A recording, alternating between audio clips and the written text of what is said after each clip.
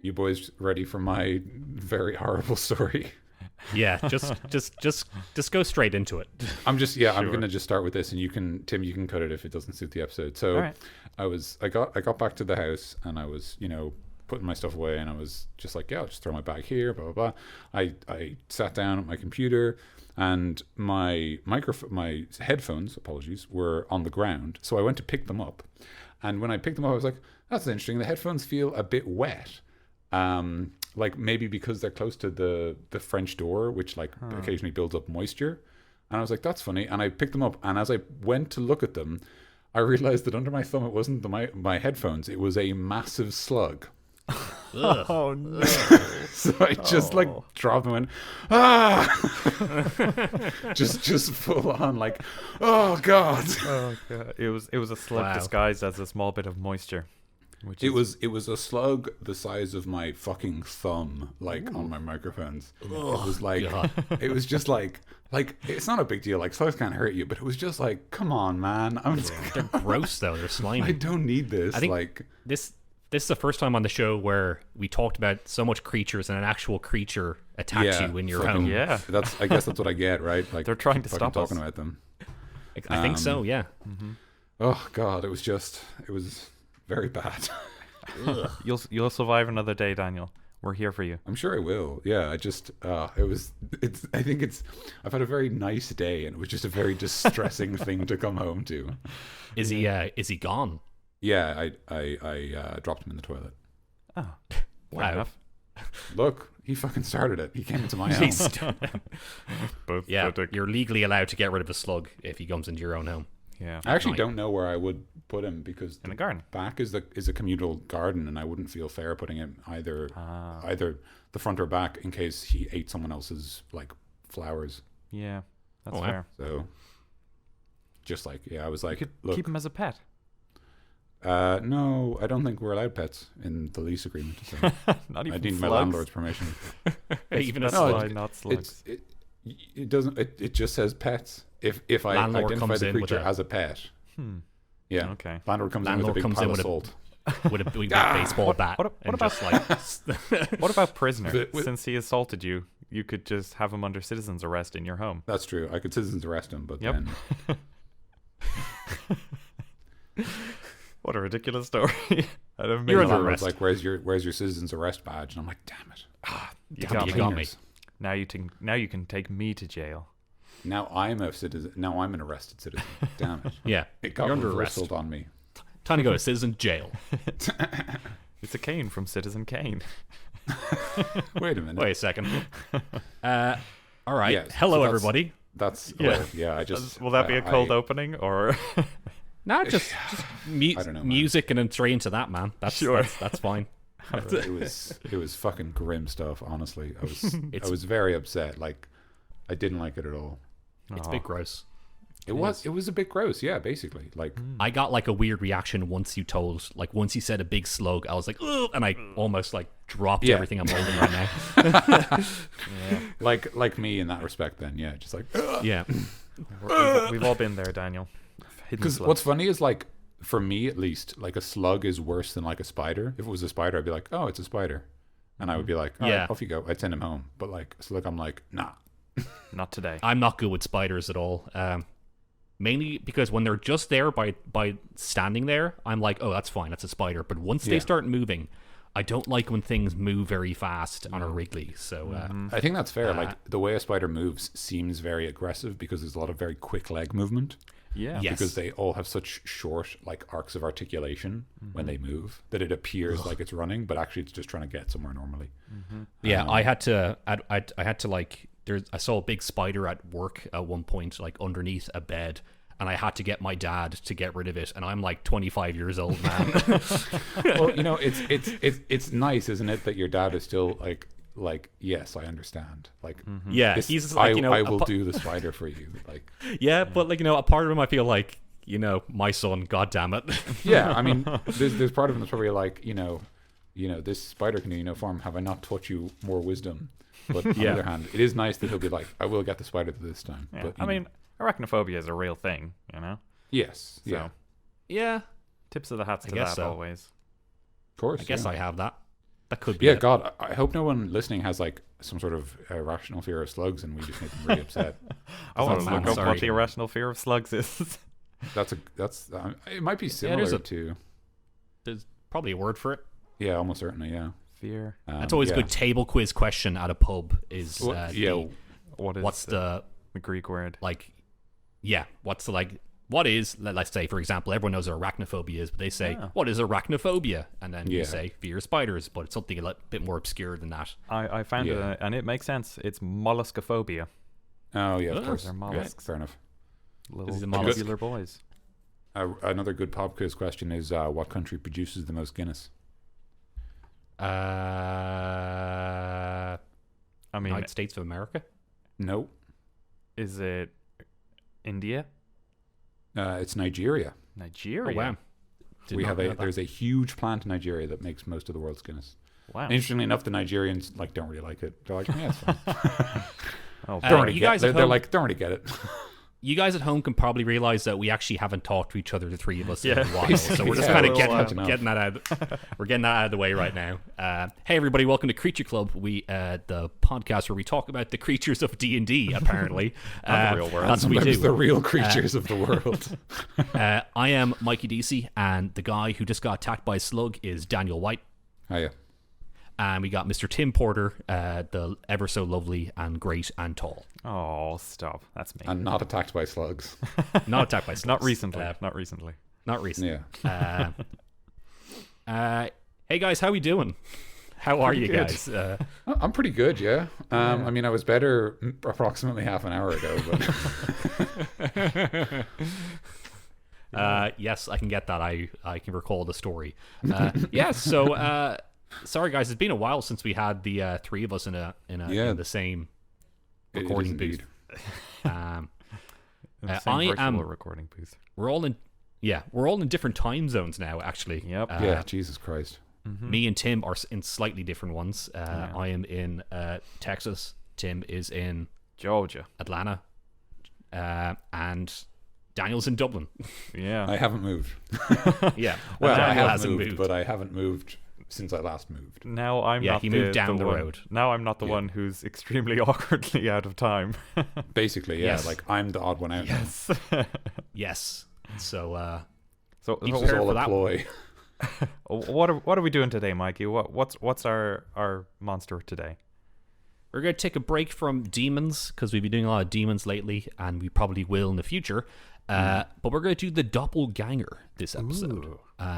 He is from what you guys can probably tell. It's kind of like a changeling, kind of a shapeshifter guy who Yep. changes into something that you just can change into someone that you know, but is actually not someone you know in my goodness. disguise.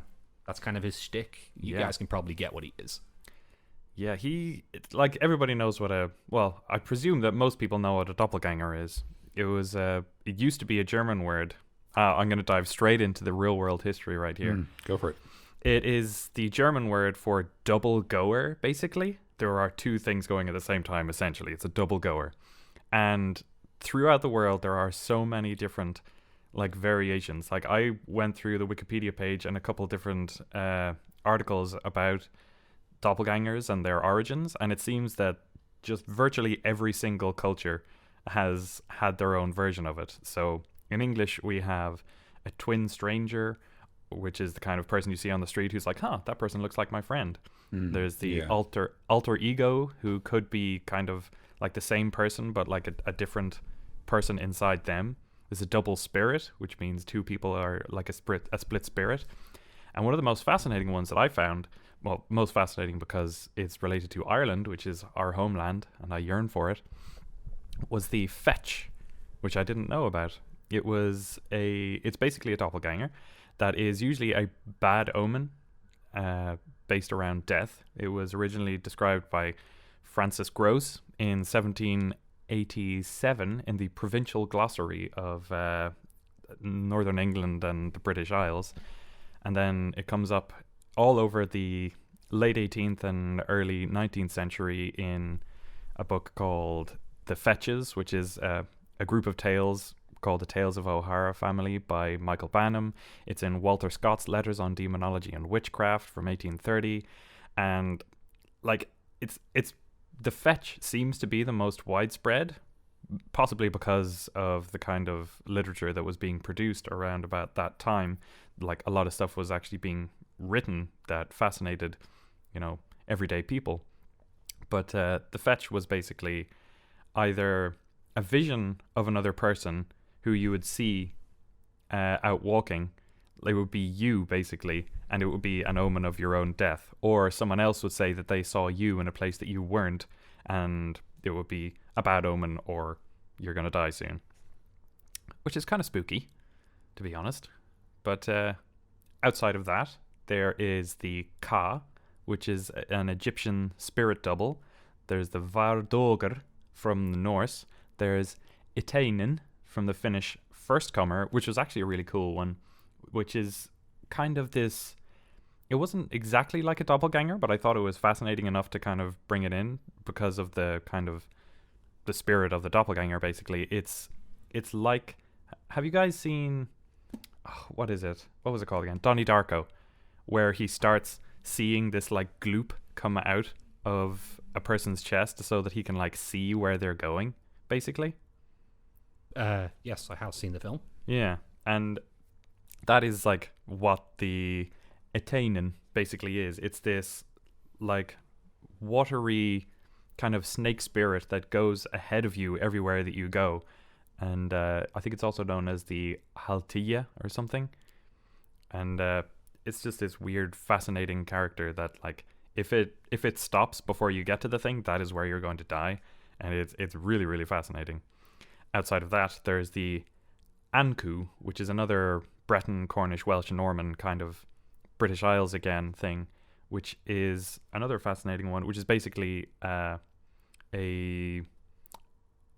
depiction of death called the Anku, which was the last person to die in a parish during a year would come back as basically the representation of death to the entire parish, and he would basically reap, like he'd come with a scythe wearing black, and he would be the Grim Reaper for that parish, presumably for that year, which is, I thought, quite fascinating. So a lot of cultures have this paranoia of this thing that's around is not actually the person that they see is not actually them, but something that has killed them and took them over, or something in disguise. A lot of people are paranoid about that, apparently. So yeah, doppelganger is a real fear. Yes, a real fear. I suppose as a creature, it represents a threat to your identity. Like that something else can come along and take away not what you have, but who you are. And that if they do a good enough job, nobody will know. Yeah.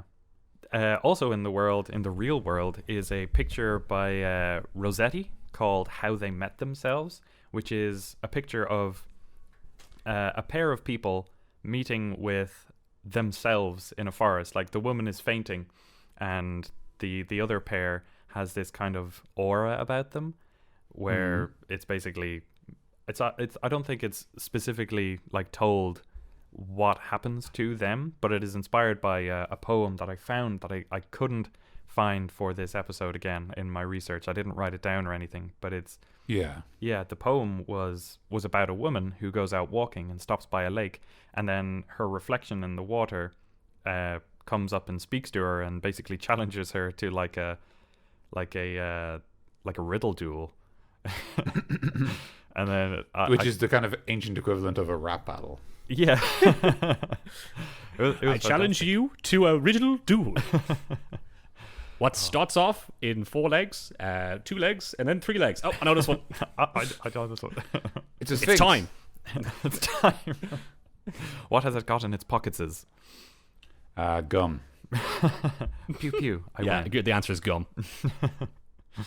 But generally in the real world, the doppelganger, or most of them, will either be a bad omen, or they will be something that looks like someone you know and will give you bad advice to and then it'll come back to the person. Bitcoin. Invest in Bitcoin. Invest in Ethereum. And no, guys, it's all in Dogecoin. oh yes, Big money. That's where I have all of my investment. And basically, it'll either give you bad information, or it'll end up to be information that will hurt you or them or the village or something like that. So that's basically the doppelganger in the real world, as far as I could find, which I thought was fascinating. It's nice to know. Yeah, Yeah, it's cool. it's an old school myth. It sure is. Yeah. Do you want to hear about the doppelganger specifically in the context of the Dungeons and Dragons? Daniel, I think we have some time for that. Yeah, I think you can. I would love to. Oh, You can thanks, you can Tim. shout out some D&D business for doppelgangers. Heck yeah. Yeah, so they've been around since its first supplement, Greyhawk, which is obviously a very long time. If you have the time, I would strongly recommend looking up Doppelganger on Wikipedia, because the image it's just choice. It's very good. All right, let's check this out. Let's check. Let's just put this podcast on a hold right now. Completely. You want us to wait? Sure. Actually, no. Go ahead. Just. So it shows up originally in Greyhawk, and it's just described as you'd expect. It's able to shape itself as the double of anyone it can see. In second edition, the same thing is true. Yeah. It's good, right? That's a great photo. Not It's even a very photo. good. What am I saying? Yeah, I'm sorry, I know. guys. Continue, Daniel. On a forgotten realm. No, don't apologize. No, just the Wikipedia article. So in first edition, they show up in the monster manual, and then they do there's a very short article in Dragon Magazine number 80, which is interesting enough, because we've had, if you recall, we've had like the ecology of the Ankeg before, but this isn't ecology. This is the psychology of the doppelganger. So it's like their mindset and how they see mortal races and stuff like that. I'd actually recommend it, because it's a really short article. You can find Dragon Magazine online. And it's just kind of this really cool short story, and it's actually from the point of view of a group of nobles after they've captured a doppelganger, and so they're interrogating it for information, because one of the nobles is like a wizard and kind of has a sort of an academic curiosity, but then it sort of also becomes how the nobles can use this doppelganger to their advantage. And like how they're going to basically like deploy him in the great game of houses as kind of a rogue agent. I also wanted to take the time to acknowledge that this very, very like weird, abstract, and slightly funny piece of text in a Wikipedia article. So obviously there's like a little precursor paragraph which says, in the Dungeons & Dragons fantasy role-playing game, doppelgangers are monstrous humanoids identified primarily by their ability to change their shape and appearance to mimic almost any humanoid creature. And which is obviously a very apt description, very short, perfectly appropriate. The second sentence is, they can be used in the game by dungeon masters as allies or opponents of the player characters. I did not know I can do that. I was just like, I mean, yeah, everything can be like, that's just true. Like, why did you? You can put that on like anything, like the Wikipedia article for basically, chairs. Yeah. At the I end, just thought like it was, I thought it was so fun. It just like, it was like the most like, remember to press the square button to jump sort of thing. Like the most like stupid, like this isn't helpful to anyone kind of thing. I don't know. I really enjoyed it. press the just like- action button. Yeah. Press the Have to select pay button. respect. It was just like, it was just great. Okay, so sorry, let's continue. So yeah, first edition shows up in the monster manual, and then it's given a little short story on the sort of the psychology of them, which is interesting because it also explains their process of reproduction, which is sort of that like the doppelganger itself can't reproduce; it has to imitate another species, and then it has a child with them that will initially take their appearance and then weird. become a doppelganger later in life. So like, they will have a human child. And then when the human child like comes of age, it sort of realizes its potential as a doppelganger, and at that stage often goes its own way. You can go your own way. Go your own way. Good. That was fucking great, guys. Thank you. There we go. So then it shows up again in first edition, in second edition. Second edition is the first time we start to see alternative doppelgangers. So we get the greater doppelganger for Forgotten Realms. Oh boy. But which is just a better doppelganger who has like who has more advanced versions of thought detection and can kind of like, rather than just reading your mind, he can actually like replicate your mind, so he can like perfectly become you. And then more specifically for something that I've used actually is there's a module called Hour of the Knife, which is for Ravenloft, and it introduces a monster called the Dread Doppelganger, which is like a specific sort of shadowy Ravenloft version. Spooky. Which I will get to later, but actually I used a version of that in the finale of the campaign I ran for you and Emer and Ro and that group, Tim, if you remember. Yeah. What did I call that? I can't remember what Herald of the Red Hand. That was what I called that, because it was a precursor to Red Hand of Doom. Yes. I used something like that, but I'll get to that later. Shows up again in third edition, and they introduce a new doppelganger called the Ethereal Doppelganger. Shows up in 3.5. There are options to use it as a player race. Weird. Because 3.5... Is that a doppelganger or a changeling? Well, that's exactly it. The doppelganger, the changeling appears in the Eberron campaign setting in 2004, and that's when they first show up. But before the changeling showed up, the doppelganger was given the options for a player race, both in the monster manual and in another book called Races of Destiny, which I assume was a book about races. A changeling is quite different from a doppelganger in the real world, because a changeling is when a demon basically swaps out your baby for a demon baby copy of itself, and it keeps the child and its soul and its purity and stuff for nefarious things, and it leaves you with this demon baby that becomes an extremely problematic child and becomes Demon an baby. evil person. Yeah, they don't become a doppelganger like in this game or like in D&D, but it's funny that they made that happen. The change baby becomes a doppelganger. In the game of D&D, they like change into different forms. They're kind of like a doppelganger, but I guess like more suitable to player race. Like in the 5th edition handbook, the changelings are a part of the description, where it basically says what Daniel was saying, where they come of age and they realize their heritage. Destiny. So then in 4th edition they showed up again, as you well know, Mikey. In 4th edition they also had the changeling, which was a player race kind of version of the doppelganger.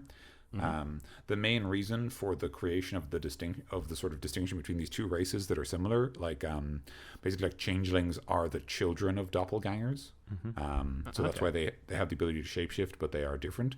And the main reason it was used is because in the context of D&D, the doppelganger was kind of made out to be this almost slightly alien parasitic creature that doesn't necessarily have an understanding or is basically like a sociopath. They don't necessarily care about like moral structures and things like that. Like they have an alien mind that doesn't respect them. And so the idea was that a changeling is much more like impressionable. So a changeling who is raised as part of, say, like a dwarf home becomes much more dwarf-like, but still has the sort of doppelganger powers, which you might want to use for the purposes of it being very cool. Yeah, that kind of lends itself to some of the illustrations that I've seen of the doppelganger, particularly within D&D. They look like a tall grey sometimes, like the alien, like the real bug-eyed, long-limbed fella.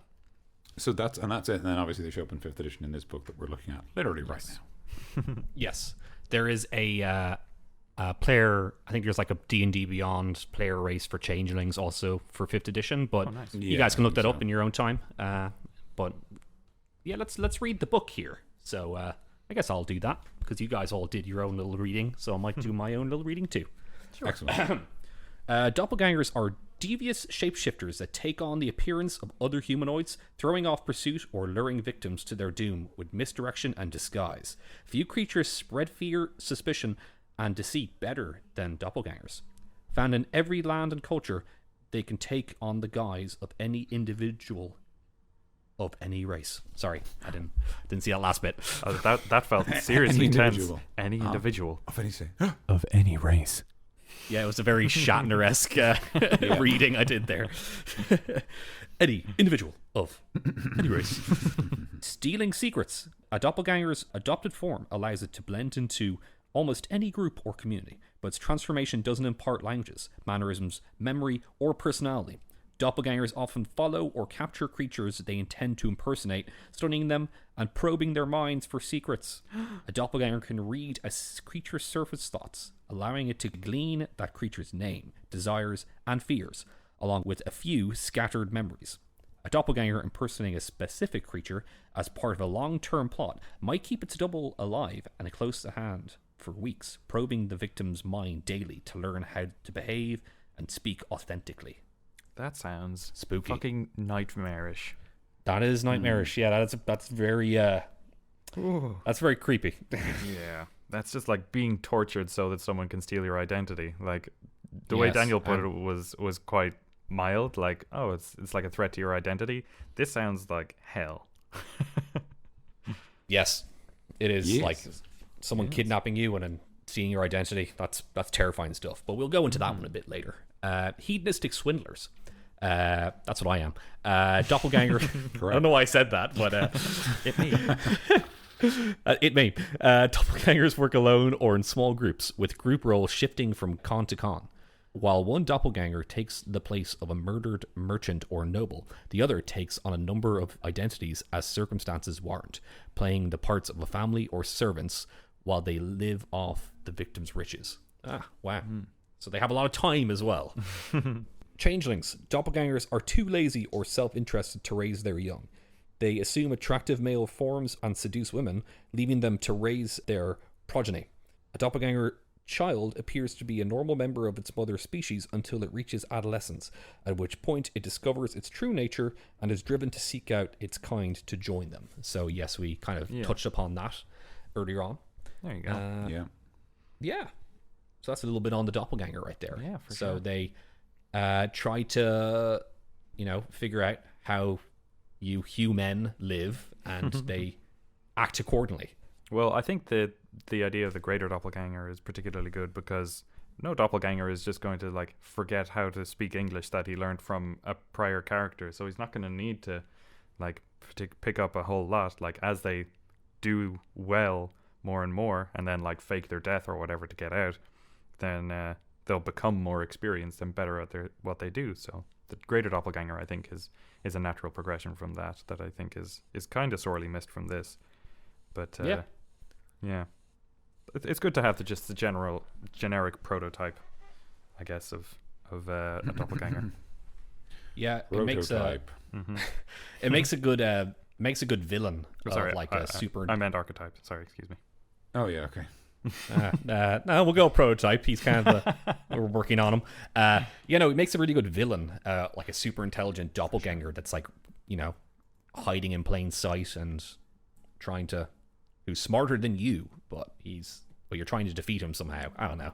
That's just the bare bones on how to do a villain.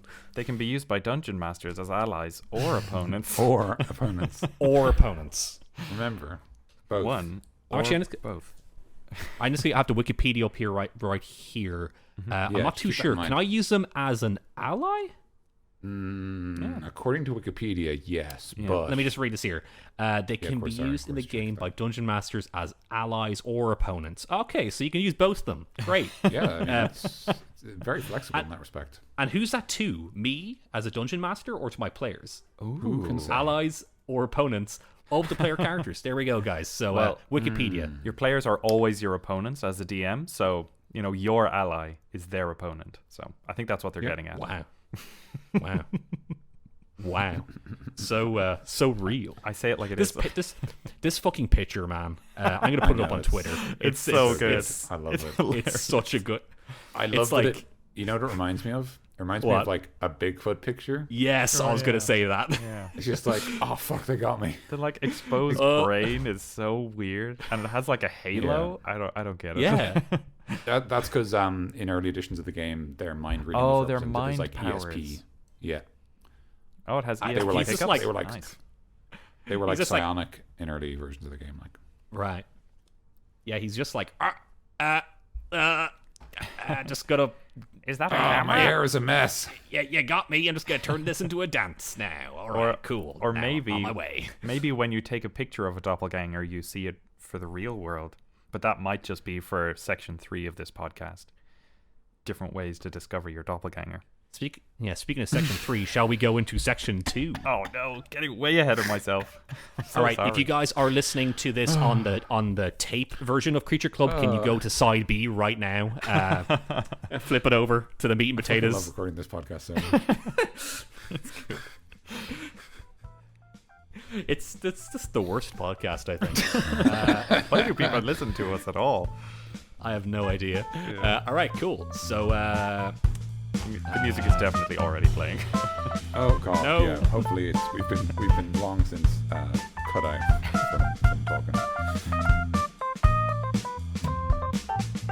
So, All right. shall we jump in? section B, excerpt 1 for the first time, Doppelganger. Go ahead, Daniel. Doppelganger, medium monstrosity, shape changer, neutral. Armor class 14, hit points 52. That's 8 hit dice. 30 foot speed, 11 strength, 18 dexterity, 14 constitution, 11 intelligence, 12 wisdom, and 14 charisma. They know 2 skills, deception +6 and insight +3. They are immune to the charmed condition. They have 60 feet of dark vision and a passive perception of 11. They can speak the common tongue, 11. and they have a challenge of 3, which means they are worth 700 experience points. I think it's strange that they say medium monstrosity in brackets shape changer. I am getting ahead of myself because I know what's coming up. I'll bring it up in a second. Sorry, but those are reasonable stats. I think the reason it has shape changer is because there are for example, all the lycanthropes have shape changer. I think it's a subtype they use because some spells like Moonbeam do certain stuff to shape changers. Oh, okay. Like I think Moonbeam says like if they're a shape changer, they revert to their original form. Cool. So like if they're like in disguise werewolves, they go to werewolf form. I think. Rad. Robots then- in disguise. Exactly. Sorry. I'm sorry. As long as you're sorry. I'm a bit goofy today. It's all good, baby. It's all jazz. All right. Shape changer. The doppelganger can use its action to polymorph into a small or medium humanoid it has seen or back into its true form. Its statistics, other than its size, are the same in each form. Any equipment it is wearing or carrying isn't transformed. It reverts to its true form if it dies. Yeah, like that is what kind of sparked my mind to the specific like shape changer, because I can't shape change into anything other than a humanoid. But I suppose Right, it does enough. make sense with the point that you brought up with regards to spell specific things. So fair enough. But I get what you mean, like the idea that like a lycanthrope can change shape, but this can only imitate shape almost. Yeah, and it can make itself Like it can- small it- as well. Like it can change its which- size. It can change its mass. Ambusher. In the first round of combat, the doppelganger has advantage on attack rolls against any creature it surprised. Makes sense. Uh, Cool. Yeah. Surprise attack. If the doppelganger surprises a creature and hits it with an attack during the first round of combat, hey, I'm picking up a theme here, boys. The target takes an extra 10 or 3d6 damage from the attack. Hey, you're cheating. I'm going to tell Mom that you're cheating. That's cheating. You can't get I'm calling ambusher and surprise attack. But I have both. You're min-maxing. Yeah, I agree. Then it has action. Actions. Multi-attack. Doppelganger makes 2 melee attacks. Its one built-in melee attack that it lists here is Slam. Melee weapon attack, +6 to hit, 5 foot reach, 1 target, hit, 1d6 +4 or 7 on average, bludgeoning damage. You could probably switch that out for a sword if he's holding one, or like any other weapon. Just anything. He just like picks up anything. like a tree branch. I'm gonna fuck you up. And then finally his ability that we have mentioned before, read thoughts. The doppelganger magically reads the surface thoughts of one creature within 60 feet of it. The effect can penetrate barriers. I fucking love stuff like this. But 3 feet of wood or dirt, 2 feet of stone, 2 inches of metal, or a thin sheet of lead blocks it.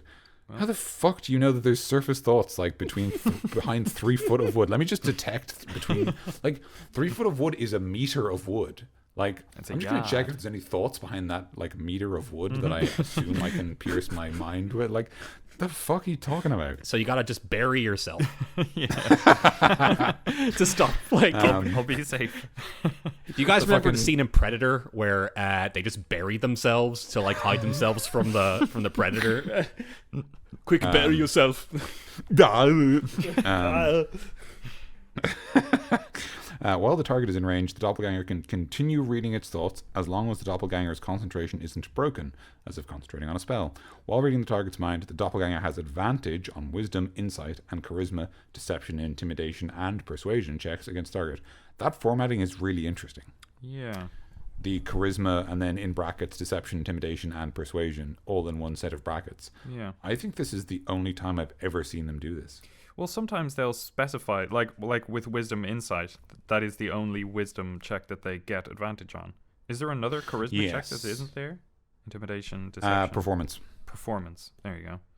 So yeah, like he's not going to be a good actor, despite the fact that he's only ever acting. I'm an actor. Wait a second. Wait, Dave was able to play guitar yesterday. This guy can't. He's shit at guitar. He can't play Wonderwall. Burn him. Kick his ass. that actually. Yeah. So yeah. No, but I mean like specifically the way that it says and charisma open bracket deception comma intimidation and persuasion. Wait. Yeah, I guess they didn't want to do. I just realized it says deception comma intimidation comma and persuasion. Yeah.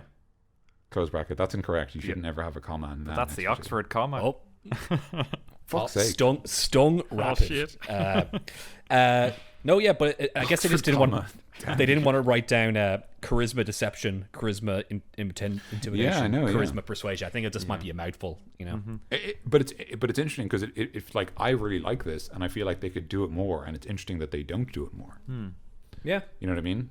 That they don't say. I'm pretty sure that, like, for example, the charmed condition doesn't format itself like that, even though it could. I'm going to look that up to check it. Well, the charmed basically gives you it's just advantage on all charisma checks, whereas this has so specific it's just ones. charisma. Yeah, so it doesn't have specific ones. Fair enough then.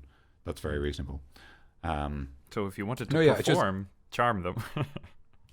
Yeah, it's just interesting because like I actually think it's a very neat bit of formatting, but it's just interesting because I don't think I've seen them do it anywhere else. Obviously. Yeah, but it might be the case that there just isn't another place where it makes sense to do it, and maybe I'm just a fool.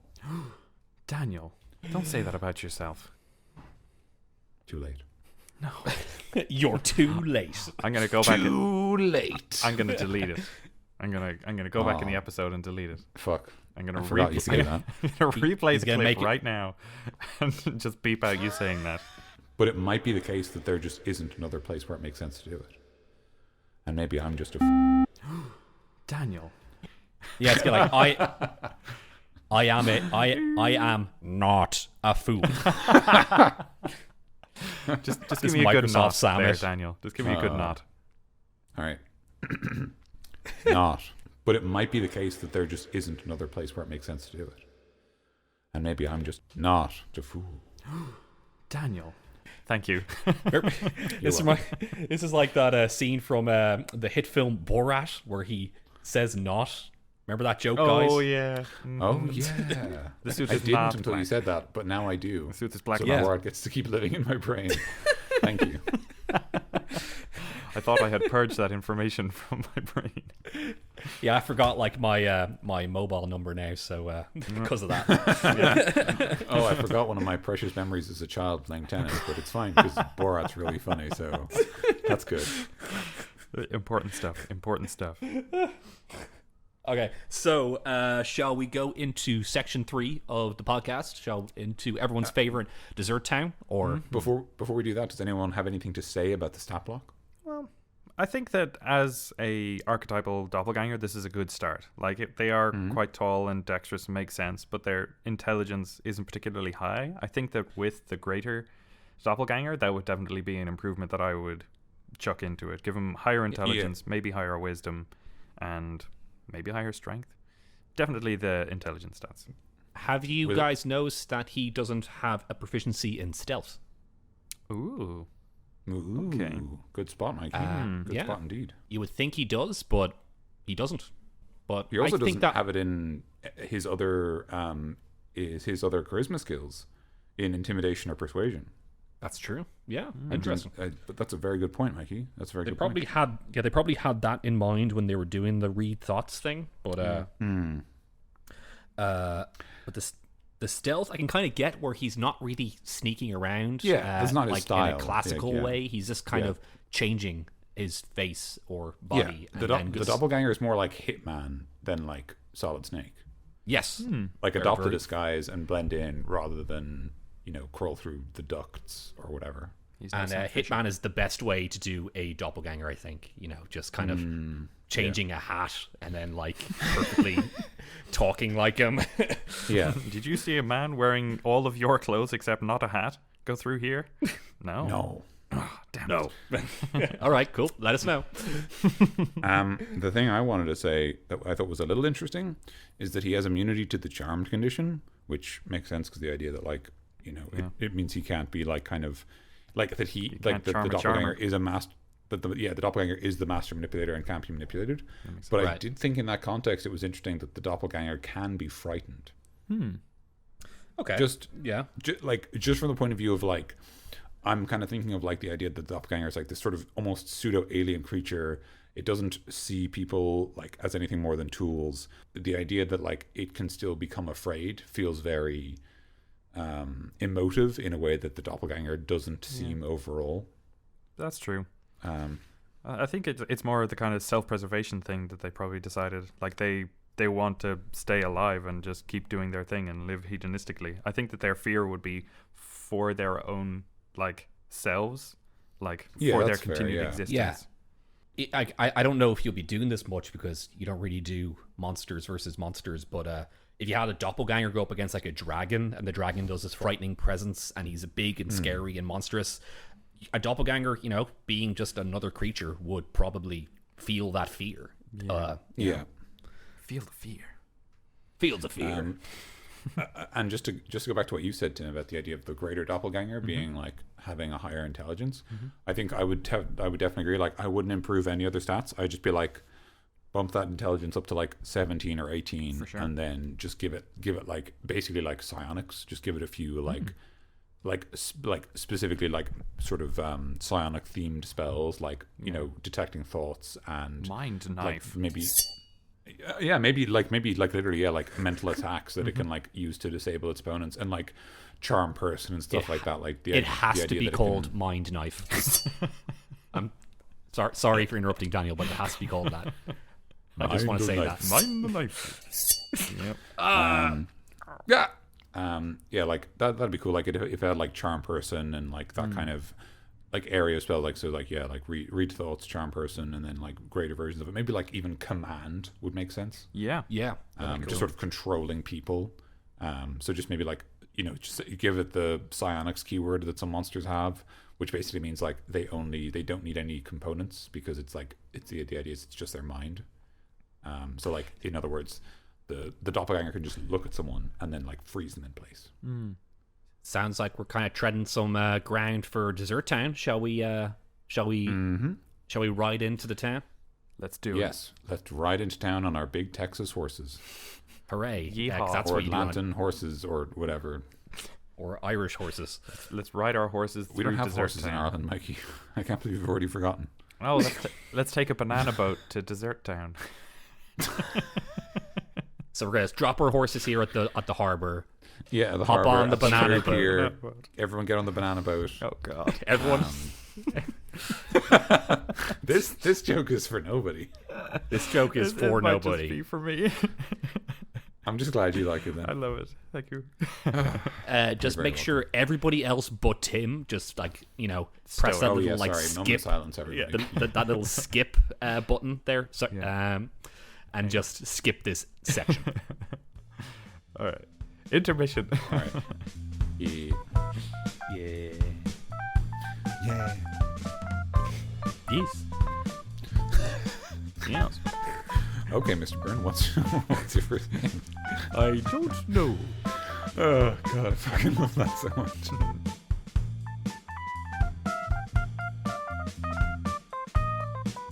I'm enjoying myself a non-branded root beer right now. Ooh, Oh yeah. tasty. Lucky No, it's you. it's A&W, but I don't want to say that on the show. That's the good shit, man. How does it feel to be like in the country where you can get it everywhere instead of like Yeah. It needing feels to good, smuggle but- it through the border? Exactly. It feels. I was able to just get a box of it, but Oh my and God, I so shouldn't jealous. drink. I should not drink a lot of it though, man. There's like. Oh man, it's so bad for you. There is Yeah. so many more of the drinks over here have high fructose corn syrup in them than actual sugar that I fear for my habit of drinking soft drinks. Yeah, it's Oh, you're gonna need to find a new drink, man. Mm-hmm. You're gonna need to like get Just into like- into water or something. I'm gonna start enjoying water. Yeah. Just make your own soft drink, Make Tim. my own water. Yeah. You're just outside squeezing stones. I was thinking something completely different, but yeah, we can skip through mine. Yeah, we can get like a Kickstarter going for Tim's new branded soft drink. Yay. I have found a few that don't have high fructose corn syrup. Anyway, before we get too sidetracked again. So God. I don't think it's really worth bringing this boy into the Matrix room. Yeah, in the Yeah, Matrix room, he gets in the Matrix room. The doppelganger gets the jump on you. In best case scenario, like slams you once with the surprise attack and is like, "Now kill me." Now do it. Kill me. Do it. Do it. Yeah, doppelgangers are interesting in the context that like they are almost they have a stat block. This is something I don't know if I told you guys this, but this is something I did. My brother was asking for some advice with running a very complex high level monster in a fight, and what I said was okay, here's something that'll help you break down their stat block. Like I think it was Gratzt, the demon lord, and I was like, what we're gonna do is we're gonna look at all his powers. And we're going to say like, okay, this power isn't for combat. This power isn't for combat. And I basically said like, break it up into like almost like the planning phase and the combat phase. So like, these are all the powers Gratz will use before the fight to give themselves an advantage. And these are all the powers they'll actually use during the fight against the party that they'll need to roll for, or the party will need to make saving throws for. And like, when you do that, you actually end up with like a stat block that's about half the size, which is much more manageable for running the game. Which I would recommend for anyone running high level games. But like in that same vein, the doppelganger feels very much like, you know, it has shape changer, which is a planning power. It has read thoughts, which is a planning power. And if you take both of those out, you kind of just have like a rogue with multi attack. Yeah. yes. And a very bad multi-attack at that. Yeah. Yeah. Let's face it here. This guy is not really. I guess you're gonna fight him at some point, but his appeal is not for combat. You know, his appeal is for the intrigue and mystery of trying to find the doppelganger. He might be the most physically boring monster that you can build an entire campaign around. I feel like That's a good way to put it. Yeah, I feel like we've done one of them before, but and I don't want to look through the entire book. But yes, I can agree with that though. Yeah, like he will sow seeds into like every level basically of society. Like he can be in a village, or he can be in a bigger city. Like a Rakshasa might be a more violent or kind of more difficult foe to fight in a larger context. But the doppelganger can be either by himself or in a small group. And like one of the instances that I thought of when I heard the thing saying that they might work in small groups was that you might uncover one doppelganger and you will be on your way to arrest him, and there will be guards at the house already arresting him, and then they'll go in, and then you'll follow the guards in, and then it'll turn out that the other guards are also doppelgangers, and then they'll get like triple surprise attacks on you kind of thing. Like they could That's be cool. everywhere. Yeah.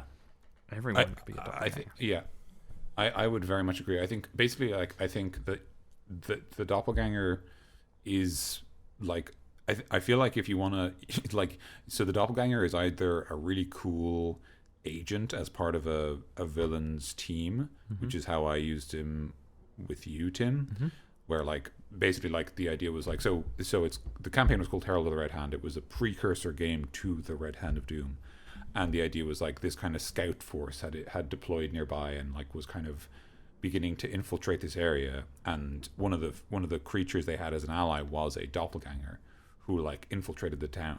And like I think that's one really cool way to use them as like a single like basically like a fucking secret agent for the bad guy, like, you know, the perfect spy that can fit in anywhere and like steal secrets just by reading people's minds and like, you know, everything like that. Like like they're very well equipped to be a spy. Yeah, it can give your main baddie a reason to know a lot about your party, I guess. Or like like the reason is that there's this super spy doppelganger who's like just kind of who's like spying on him spying on your party every once in a while and kind of getting the information. Yeah. So when you do meet him, he's just like, "Oh, I know all about you, heroes. Let me I've heard about your stories." And then your favorite cereal is Cheerios. Nanny. And then like you lose like psychic damage, or you take psychic damage from that Cheerios attack. 100 psychic damage. That's how you do mind knife. That is the real mind knife. Mind knife. No, but mind knife with the friends we made along the way. Yeah. Dan. Nothing. But yes, no. Putting him into a villain squad is a very cool idea, Daniel, and I like that idea. The other thing you can do with them is just have a fucking cabal of doppelgangers running everything and just do the super weird like Cold War conspiracy thing where like literally everyone in power is against you, and like every time you think that you've found something safe, you haven't, and it's just like constant betrayal. So like every time you try to like report whatever's happening to another authority figure, they turn out to be another doppelganger, and then they turn on you, and so it just gets worse and worse and worse.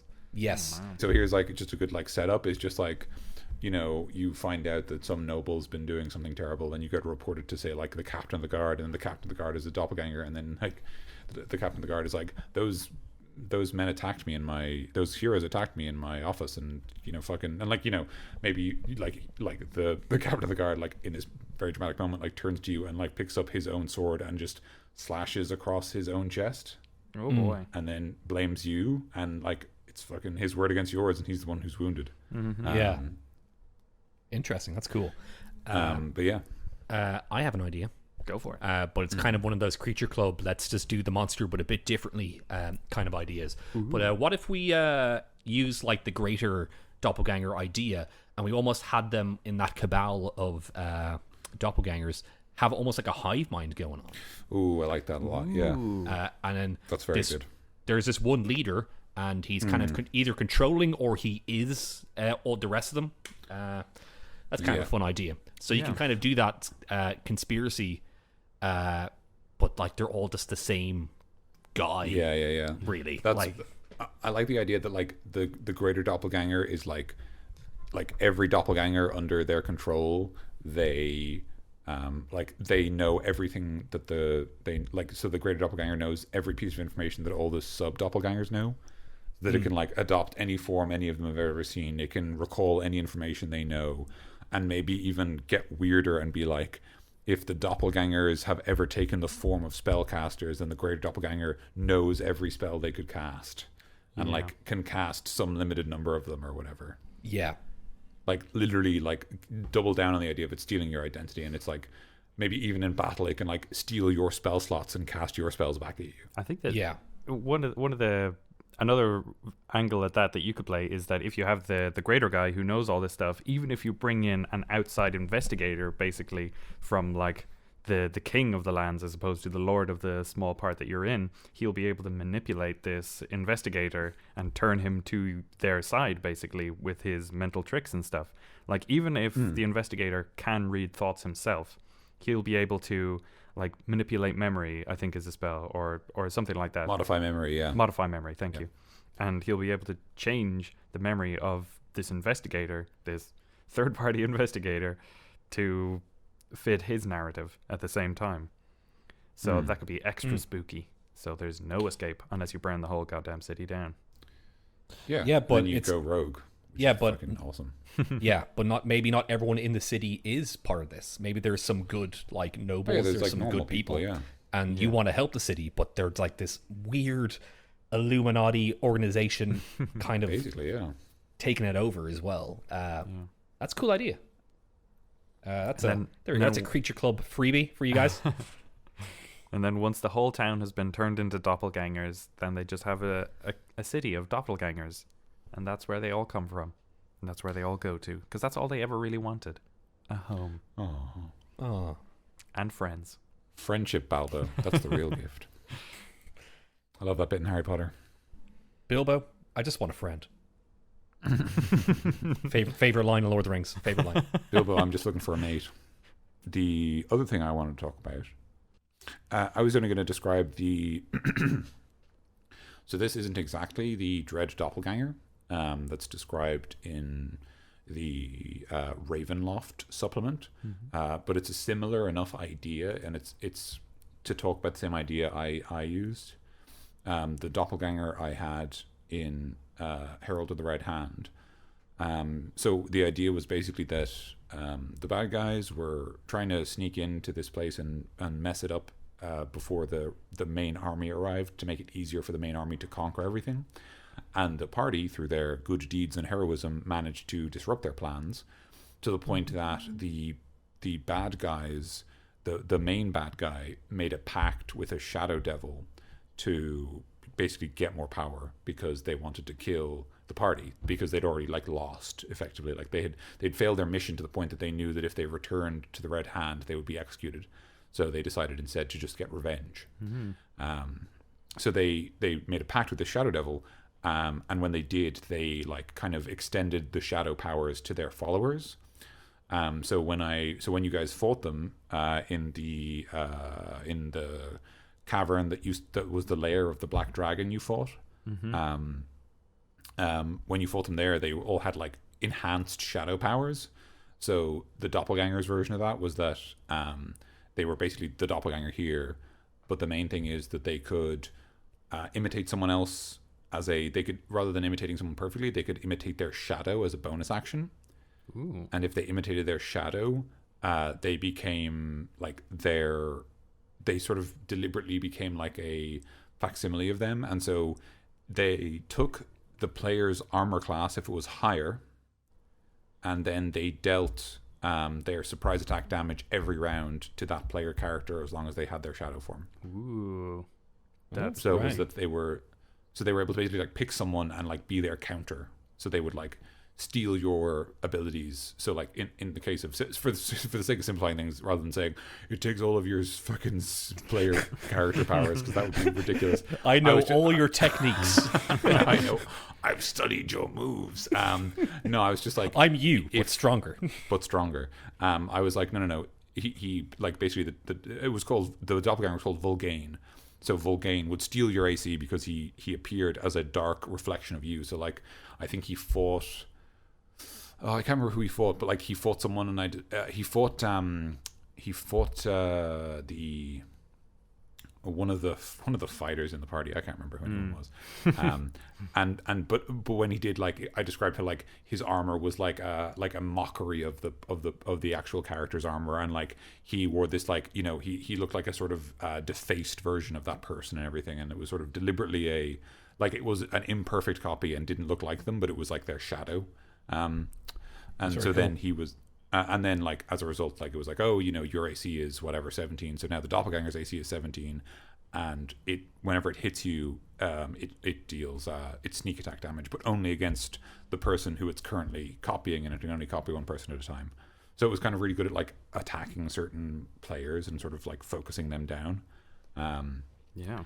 And I think it did something else as well, but I can't recall exactly. That was the main thing. Was that it would pick someone else, steal their shadow, and then use it to be better at attacking them. That is a fascinating way to use a doppelganger.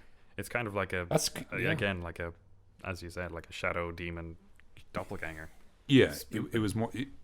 Yeah, so that's why I was saying it's kind of similar to this idea of the Dread Doppelganger that's described in in the Ravenloft campaign setting. The idea of in the realm of dread and shadow, this is sort of the version of the doppelganger they have. Yeah. And so in that sense, this is sort of a shade doppelganger.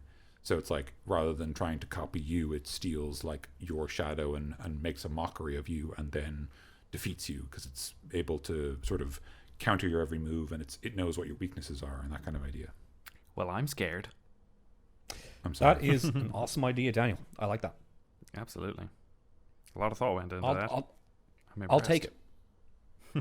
I just basically decided, like, okay, the bad guy, you fucked up his plans. He's gonna turn on you, and there was already a plot line about how you had made a pact to renew an ancient order, and that ancient order's foe was a shadow demon or shadow devil. I think it was just a shade. It was like an arc shade. Yeah. Like, it didn't have a specific other alignment. And I said, like, all right, well, you've got these two different enemies. So what if they allied to try and destroy you? And that's sort of just the natural conclusion is like, oh, well, you know, all the remaining members of the Hobgoblin raiding party get cool shadow powers. Yeah. Like one of them was like the Pied Piper, who was like a sort of he had like the ability to manipulate animals. And then his shade version was that he could play music that would rouse the dead. So in the Dragon's Lair, he would play music, and skeletons sprung out from the horde and like attacked you guys, which was like very goofy but really fun. I really liked it, Yeah. and it was also a nice way to like just add more threats to the battle. Just be like, oh, these are like minion skeletons. They die if they take 1 damage, but they get to hit people and stuff like that. It's a great image, though, of that, you know, these dancing skeletons. Yeah. I don't think you said dancing, but that's in my head. No, it's fine. You filled in the gaps. That's the important thing. Mm-hmm. Yeah. Yeah, that's a cool idea. I just wanted to say real quick of the obvious idea for doppelgangers, but I feel like we should say it before we close out, because, you know, it's good to kind of go with the classics, but Go with the basics, yeah. go for basics. And I feel like we should have set this at the start, but whatever. We like to tiptoe around things here in Creature Club. What if you had an NPC mate and they just started acting strange and weird one day? You know, kind of a little mystery. And then turns out they've been taken over by a doppelganger. It's a fun little, you know, like maybe side quest, I guess. You know, something in that might be in the background of your, for lack of a better way of saying it, main quest, your main adventure. But, you know, if your players are observant enough, they can like, they might want to investigate it. And that can like either just be like, oh, he's a doppelganger and he's, you know, he just wanted to take over somebody, or maybe he's like a doppelganger, he's an agent of an even greater foe, and that leads up to something else. So it can add a bit of mystery to it. So try that one, guys. Absolutely. Tim, is there anything you want to say, because you mentioned this before, the idea of like taking pictures might be a way to spot doppelgangers? Yeah, I mean, scrying on them, I think, is the only way that I could think of that gives you an actual image outside of like just looking straight at them in D&D. Or I couldn't really think of a way to make that work, because cameras aren't really a thing in Just D&D. a magic rock that takes pictures. This is a magic rock. The solution to all problems. Look at this magic rock. Are you right, Dan? It's just I just think of like, it's just a fucking stone off the beach, and you're like, this is a magical rock that can take pictures, and someone's just like, the fuck is a picture? Like, Or the ridiculous version that I was thinking of was like, if you got a portrait painted of you, the doppelganger would be in its form, standing in pose for 3 hours while the painter was innocently painting a doppelganger, and then the painter's at the end just reveals like, oh my god, you're a doppelganger. just literally at the final stroke, it's like done. Yeah. Like, ah! like they finish painting and they're like, I'll just leave this dry, and they just like, you know, put their paintbrushes in you know, solution to like let them clean, and just walks off, like, you know, washes their hands and like looks at them and goes, and then turns back and goes, oh, how could this happen? Yeah. Well, the only thing that I could think of that would kind of work, I think, in a D&D world would be like a feral doppelganger, or like a fey doppelganger, basically, that would either roam like wild forests or untamed land, mimicking particular predators and stuff, basically being a scavenger that goes under the disguise of being some more powerful, like a, what are they called, displacer beast. Like, it turns into a displacer beast so that it can feast on whatever some other things have fought. Like, Right, got you. and then like a fey one might just be a little bit more tricksy and tries to get, like, I don't think they need to be like a doppelganger, like shapeshifter, is a cool idea to use. I don't think Yeah. this does like the idea a broad enough credence, basically. Okay. Yeah. So like alternative reality doppelgangers, or like alt doppelgangers, like Feral and Faye were the only two that kind of came to me as being relatively feasible. But yeah, I think that those would be a cool way to do it. And to make them feral, obviously they can change into beasts as the only difference there. And maybe not to read thoughts, but like project fear, maybe? Like give them a fear ability so that they can exude an aura of fear or something like that. Cool. Yeah. Yeah, maybe just lift the frightening presence from a dragon. Yeah. Use And, that. and then for the Fey one, maybe just like a cause confusion, like give people disadvantage on insight, or like, I mean, your players will realize as soon as you say like, oh, you have disadvantage on that insight or something like that, that something is awry. But yeah, like there's something varieties, like cool varieties, like the dread stuff and the greater doppelganger are cool alternations. But I think like deeper variations would be cool. I mean, they probably didn't go into that because they only have so much space for monster manual. But I think that would be a cool way to spruce them up. And even like, you know, they might be saving the Dread Doppelganger for when they do a Ravenloft book or whatever. Yeah. In terms of catching doppelgangers, there's just a few ideas I have. There's obviously the Moonbeam spell, but I think that tells us that like Moonlight has some sort of way of revealing the truth of doppelgangers.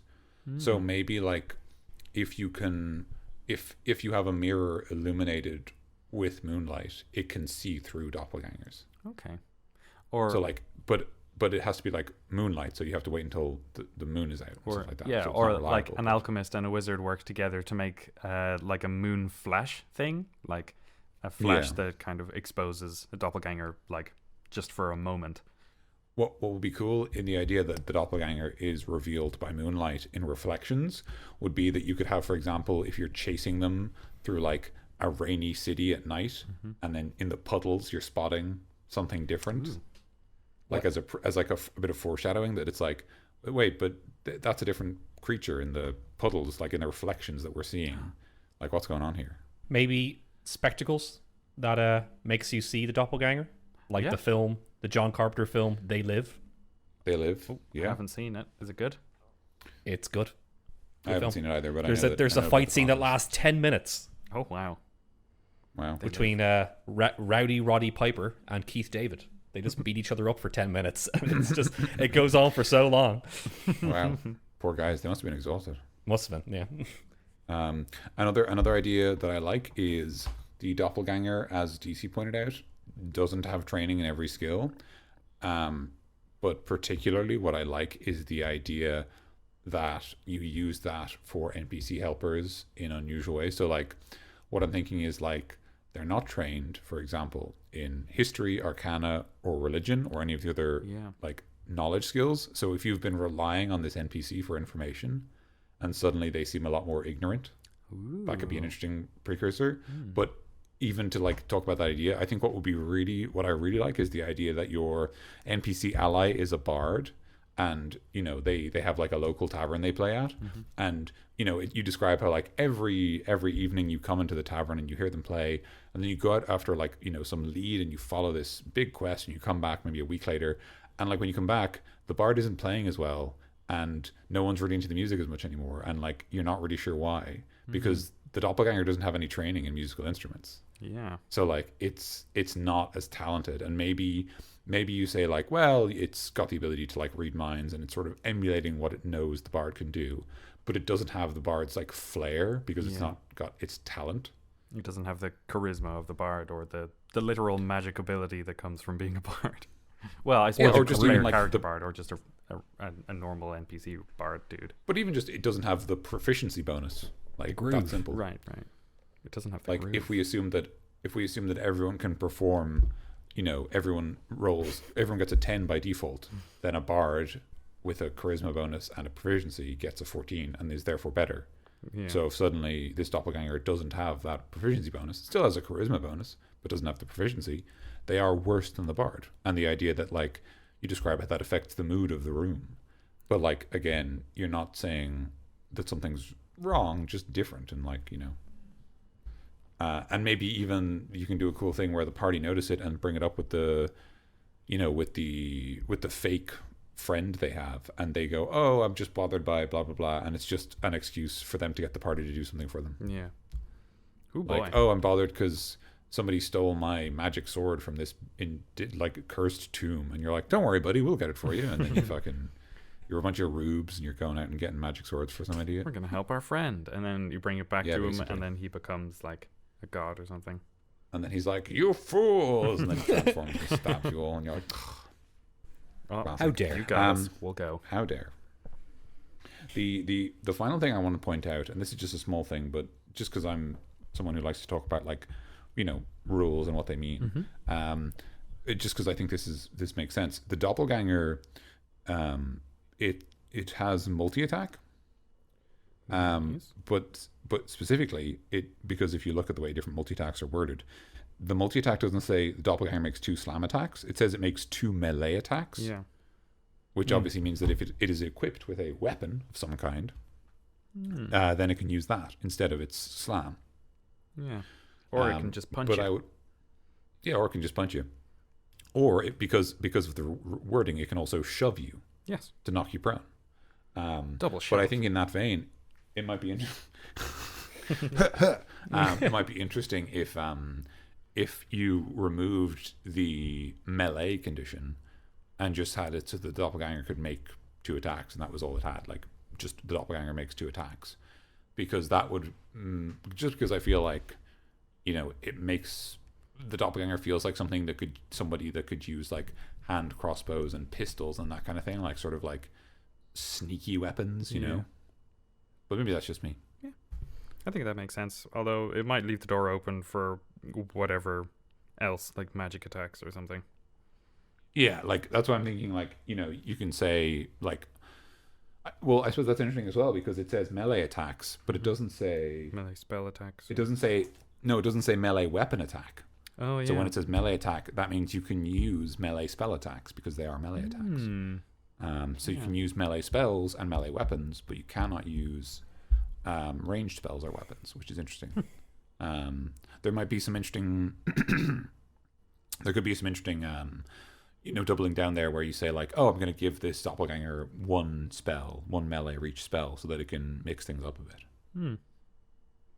Like, I don't know, shocking grasp or something. Or inflict wounds. Wow. Wounds. I don't like these. You I fucking haven't. wounded me and all. I have them now. Wounds, that is. I hope you're happy with yourself. Very pleased. Cool. All right. We're kind Are of we happy? getting to time, so any final thoughts on the doppelganger? They're scary alien boys, and I don't like them. Do we want to talk about changelings at all? Sure. Well, what is there to talk about? I mean, So within the context of this D&D, they are just kids until they become doppelgangers. yes, they are very similar. The main difference that changelings had in 4th edition was that they were player races and they couldn't read thoughts. They could only emulate what a person looked like. That could be an interesting way of incorporating the idea of your cabal with a hierarchy, so that there's like the greater doppelganger who's like the hive mind, like the queen or whatever, and then there's like the doppelgangers who are like, maybe there's like 5 of them, right, and they have the full doppelganger powers, but then each of the doppelgangers has like a couple of changelings under them, and all they can do is just imitate people, but they cannot read thoughts. They can't act as spies and things like that. Yeah. They're just and placeholders. even in that sense, you could deliberately go like, all right, well, I'm going to take, say, the veteran NPC stat block or something. I'm going to take an existing NPC stat block and just give it the change shape power and maybe the ambushing powers, and just have it so that like you can kind of use them almost as your like doppelganger minions for your doppelganger campaign. Yeah. maybe you can use a changeling for just kind of a mortal adjacent kind of character, where, as you mentioned before, Daniel, that doppelgangers are very like alien in their mindset, and they don't really care for much of what goes on in kind of the everyday world of what mortals go through. But you can have a changeling where they know a bit more about what they like society a bit more. So you can kind of, if you want to, if you're more in touch with society. So if you have a bit more of a character like that, then it might be better to make him into a changeling than a doppelganger. And you know, if they're powerful enough, then I guess you can give them the high mind powers that a doppelganger or greater one would have. But I don't know. I guess then make a doppelganger at that point. But whatever, it's up to you. Yeah, and maybe even a changeling will see the good that you're doing and change to your side, because they will probably have a conscience, unlike the doppelgangers. Because if the changelings are doppelgangers without their mind reading abilities and without so much of the want to basically do the hedonistic thing, then they would see the good in the world and want to do better. Yeah, definitely. Yeah, I played a changeling as my first character. I don't know if I've told that story before. I don't think so. There you go. That's in my first ever D&D campaign that was run by a friend of the podcast, Robert Cole. I played a changeling called Ven, who was a shapeshifter, but because they were uncomfortable with their ability to change their identity, they wore a mask. So they always had the same identity. Yeah. Nice. Which was fun. That was when I played a rogue, and I was like, I don't really feel like the rogue does a lot of damage, so I took a feat that let me like use all my rogue features and also use them with a broadsword. So I just sort of ran around with a broadsword being like, sneak attack. which was lots of fun. I don't think you know what that means. Sneak attack. Like it was good fun. That's cool.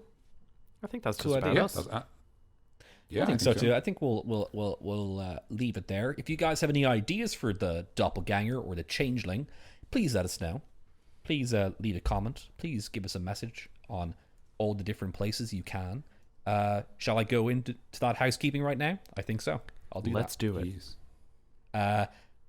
You can go on to creatureclubpodcast.com. That's our website where you can listen to it. You can leave a comment. You can contact us with the Contact Us page. We are looking for homebrews right now, guys, for our Homebrew Special 2, which is coming up, which I'm going to take a executive decision right now and just say soon, because I think we'll do it very soon, because we have a lot of them at the moment. If you send one in right now, it could be in the show. If not, it'll be in the next one after that, but whatever. So if I could make a suggestion to our listeners, we currently have a lot of very high level creatures for our next homebrew, which is very exciting and cool. But if you have any smaller sort of like mini creatures, like small low CR or just very straightforward stat blocks, those might be an interesting way to break up the collection that we assemble. Yes, because we've got a lot of boss monsters at the moment, which are obviously very cool and iconic, but can also be a bit dense. So just in case you're wondering what to submit, you don't always have to submit the most complicated thing. You can also submit something straightforward and simple that you made yourself that you're proud of. Yeah, that's very good. So yeah, keep that in mind, guys. So you can send that with the Contact Us page on the website or at the Creature Club Gmail, which is creatureclubpodcast@gmail.com. Let me say that again, creatureclubpodcast@gmail.com. So that's where you send it if you want. That was very professional broadcaster of you, Mike. Yeah, I know. I'm not live, so I don't know why I did that. I enjoyed it. It was good. You can follow us on Twitter. When the episodes are out, that's at Creature Club Pod. That's at Creature Club Pod, POD. Much like the band that did the song Alive, POD. Pick of Destiny. Pick of Destiny. No, different. That's a different band. But yes, Creature Club Pod. That's our Twitter. Follow us there. We're on Spotify. Follow us on Spotify. We're on Spotify now. Yeah. And also, speaking of which, leave us a review on iTunes. That always helps us out on the iTunes algorithm. Yes, please. Indeed. And speaking of which, Tim, if you leave a review and it's good. No, not only if we want to read it out, which most of the time you guys are very nice and we want to read them out, we will read them out in the show if you are comfortable with that. So, Tim, you have one, don't you? I do indeed, and we are down to our last iTunes one, unfortunately. It seems as soon as we started reading them off, people stopped sending them in. So Yeah. Maybe that's why. Sorry. yeah. Yeah, sorry about that. Nah. The last one was sent on the 10th of December 2018. It is sent in by the number 86, that, via Apple Podcasts in the United States of America. These RPG enthusiasts do a great job of extracting creatures from the cushions of the monster manual, brushing them off, finding value in each. Listening to a few episodes will give you ideas for bringing some unused beasts into your game, or let you see old standards anew. Their style is laid back and easy to listen to, and the information they present is invaluable. Any episode will provide you with seeds for multiple adventures. That was a 5-star review from 86 that. Oh, that's lovely. Yeah. That's a really nice review. Thank you so I've much. never had anything I've done ti- called invaluable. The title before. was inspiring. So Oh, there you wow. go. That's nice. Yeah, it That's seems really to be nice. a I'm very happy about relatively that. consistent theme for us, that we inspire people, which is, goals. Which is very good. Yeah. Yeah. Yeah, that's Absolutely. great. Thank you so Thank much. you. Thank you so much. We love doing Yeah. this. We always say this. We love doing this, and we love We do. help. We do this to inspire ourselves. Basically, and yeah, exactly. We like the way that we inspire you guys as well. So Yeah. Yeah. We do this because we are guilty of the same crimes of not using enough of the monster manual, and this is a great reason to use it. Yeah. for crimes of not using the full monster manual. Crimes Guilty. against D&D. Yeah, it's like, it's the you find a horrible race of rat people. Sorry guys, it's the only miniatures I own. Yeah, very much. I love that joke so much. Yeah, But it's we're all so guilty of, real. like, oh, it's some more bandits. These fucking the world's infested with bandits and nothing else. Yeah, I am Like, we just need to- I'm very guilty of your greatest enemy is man. Yeah, the greatest of all. It's like, it's kind of funny because it's like, this world doesn't need adventurers; it needs a well-funded police force. Like, Yeah. Even though they have a book which is just not men, it's just Yeah, creative exactly, yeah. monsters. For the very few campaign episodes that I've run for myself over here, the greatest enemy has been Reese's Peanut Butter Cups.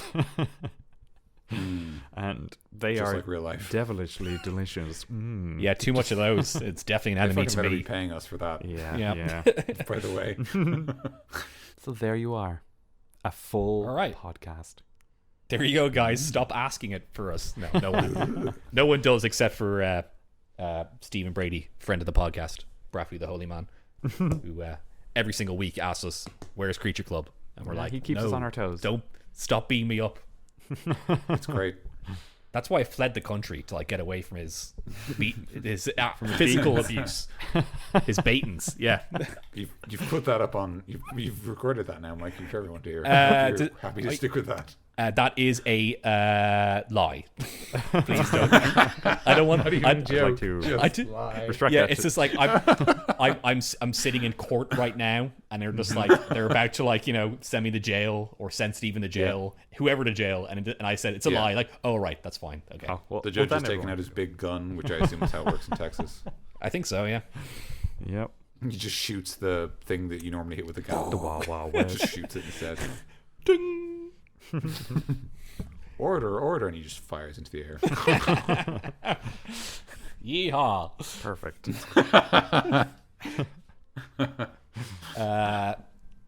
That's a very big generalization, Daniel. So please stop. It absolutely is. Do you Texas understand is that? literally like a state of a country that is bigger than the country I currently live in. Yes, they're all very nice here. I'm sure they are. Like, yeah, sure. Like your parents are. Your mom's from there, and she's lovely. So That is true. All right. Let's that's stop. and that's not a your mama joke, by the way, people. That's she's legitimately a lovely woman. Yes, my mom is great. She is.